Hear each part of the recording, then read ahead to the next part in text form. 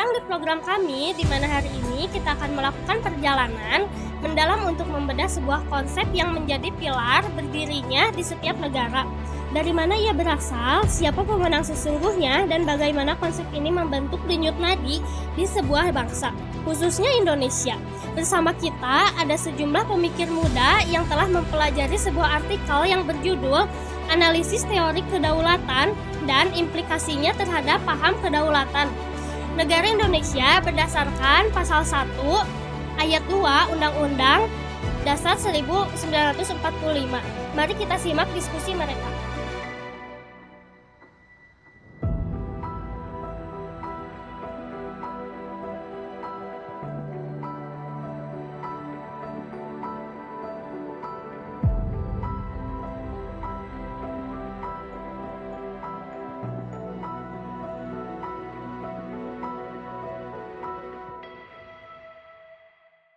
Guys, sebenarnya apa sih yang dimaksud dengan kedaulatan secara sederhana dan dari mana itu istilahnya?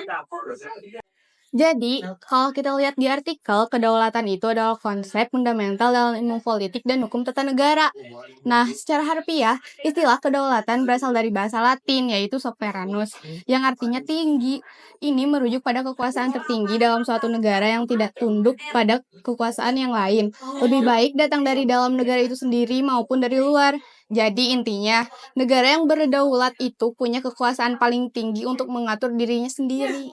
Di artikel ini kan disebutkan ada beberapa teori kedaulatan nih. Coba sebutin salah satu teori, jelaskan lebih lanjut implikasinya, dan siapa tokohnya.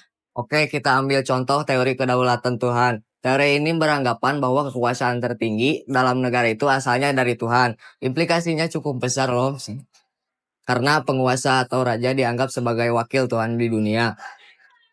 Mereka jadi bertanggung jawab langsung kepada Tuhan. Akibatnya penguasa jadi punya kekuasaan yang mutlak dan dianggap sakral. Rakyat pun jadi wajib duduk tanpa syarat kepada penguasa. Teori ini banyak dianut pada abad pertengahan di Eropa. Beberapa tokoh yang dikaitkan teori ini, meskipun dengan investasi yang bisa berbeda-beda, adalah Agustinus, Thomas Aquinas, dan Masilius Padua. Terus kalau teori kedaulatan raja, bila dijelaskan secara detail itu apa konsepnya? Dan apa bedanya dengan kedaulatan Tuhan? Nah, kalau teori kedaulatan raja, ini menyatakan bahwa kedaulatan tertinggi itu berada di tangan raja atau monarki. Jadi fokusnya pada figur raja sebagai pemegang kekuasaan. Raja dianggap sebagai personifikasi negara sendiri dan memiliki kekuasaan absolut yang biasanya diwariskan secara turun-temurun. Implikasinya kekuasaan raja itu bersifat absolut, tidak terbatas, dan tidak dapat diganggu-gugat oleh siapapun. Tokoh-tokoh yang sering diasosiasikan dengan teori itu adalah Niccolo Machiavelli dan Thomas Hobbes. Jean Bodin juga disebut meskipun Bodin juga menekankan adanya batasan dari hukum alam dan ilahi terhadap kekuasaan raja. Selain kedaulatan Tuhan dan Raja, teori apa lagi yang menarik menurut kalian? Coba jelaskan juga implikasinya. Ada teori kedaulatan negara yang juga menarik untuk dibahas. Menurut teori ini, kedaulatan itu melekat pada negara sebagai sebuah entitas hukum tertinggi. Jadi bukan Tuhan atau bukan raja, tapi negaralah yang punya kedaulatan. Negaralah yang menciptakan hukum. Dan hukum itu sendiri tunduk pada negara. Implikasinya negara yang jadi punya kekuasaan yang tak terbatas, yang mengatur warganya demi apa yang dianggap sebagai kepentingan negara. Ini bisa mengarah pada konsep negara, kekuasaan, ataupun maslahat, di mana kekuasaan negara sangat dominan. Tokoh-tokoh yang dikenal dalam teori ini antara lain George Jelinek dan Paul Laban. Lalu bagaimana dengan teori kedaulatan hukum? Apa bedanya dengan teori kedaulatan negara dan apa implikasi pentingnya? Iya, saudaraku Pauji. Jadi teori kedaulatan hukum ini punya perbedaan yang signifikan dengan teori kedaulatan negara. Teori kedaulatan hukum ini menempatkan hukum sebagai pemegang kedaulatan tertinggi, bukan negara. Artinya baik penguasa negara itu sendiri maupun seluruh warga negara. Semuanya pun tunduk, kurang lebih begitu ya, pada hukum. Hukum itu sendiri maupun seluruh warga negara semuanya tunduk pada hukum. Hukum dianggap sebagai sumber dari segala kekuasaan yang ada dalam negara. Implikasi yang paling penting dari teori ini adalah terciptanya negara hukum atau Rechtsstaat. Dalam negara hukum, kelakuan itu dibatasi oleh hukum dan prinsip supremasi hukum dijunjung tinggi. Jadi tidak ada kebal hukum. Beberapa tokoh mengemukakan teori ini adalah Hugo Crabe, Immanuel Kant, dan Leon Dewey. Nah, ini yang penting nih. Teori kedaulatan rakyat itu gimana konsepnya secara lebih mendalam dan bagaimana biasanya diwujudkannya. Kan sering kita dengar dalam konteks demokrasi. Betul sekali. Teori kedaulatan rakyat ini sangatlah erat kaitannya dengan demokrasi. Teori menegaskan bahwa kekuasaan tertinggi atau kedaulatan itu berada di tangan rakyat.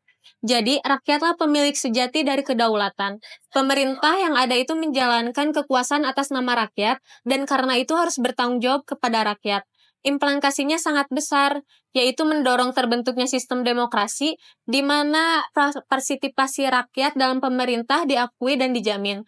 Kedaulatan rakyat ini biasanya diwujudkan melalui berbagai mekanisme demokrasi, seperti pemilihan umum untuk memilih wakil-wakil rakyat dan pemimpin negara, serta adanya perwakilan rakyat dalam lembaga legislatif. Tokoh-tokoh penting di balik teori ini adalah John Locke, Jean-Jacques Rousseau, dan Montesquieu. Oke, sekarang kita hubungkan dengan Indonesia.